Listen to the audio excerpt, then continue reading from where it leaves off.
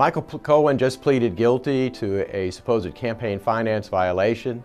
Many are claiming this poses problems for the president, but the problem for the U.S. Attorney's Office is hush money payments to mistresses are not considered a campaign-related expense.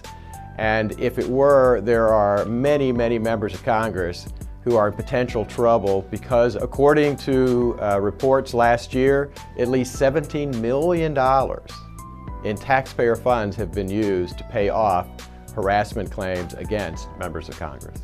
Hi, I'm Hans von Spakovsky. I'm a senior legal fellow at the Heritage Foundation, but I also spent 2 years as a commissioner at the Federal Election Commission. That's the federal agency responsible for enforcing the Federal Election Campaign Act, which regulates how candidates for federal office raise and spend money. The supposed campaign finance violation that the U.S. Attorney's Office in New York is claiming is actually not a violation of campaign finance laws. Here's why. In order for the rules to apply, it has to be a campaign-related expense. The Justice Department only once before has tried to claim that these kind of payments are a campaign-related expense. That's when they attempted to prosecute John Edwards. Remember that case?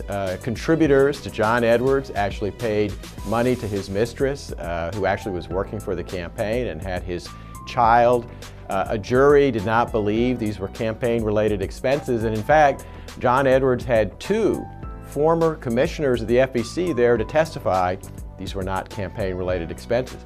In fact, when the FEC audited his campaign, the agency itself concluded these were not campaign-related expenses. So this really is not a problem for the president, even though Michael Cohen is pleading guilty to this, because the U.S. Attorney's Office is basically being over-aggressive on this issue.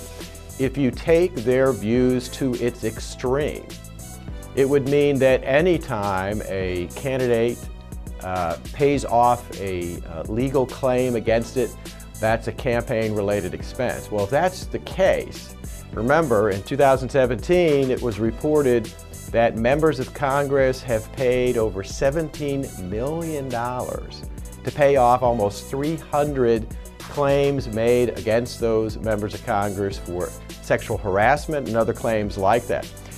If the U.S. Attorney's Office is right, then all of those would be campaign-related expenses. Why? Because those payments were meant to silence the people making the claim so that the candidates would not be embarrassed. And obviously there's potential violations of campaign finance law. Why? Because taxpayer money was used to pay off a campaign-related expense. That just shows how irrational the view is of the U.S. Attorney in the Southern District of New York, and how far outside it is of the usual view of campaign finance law and violations under it.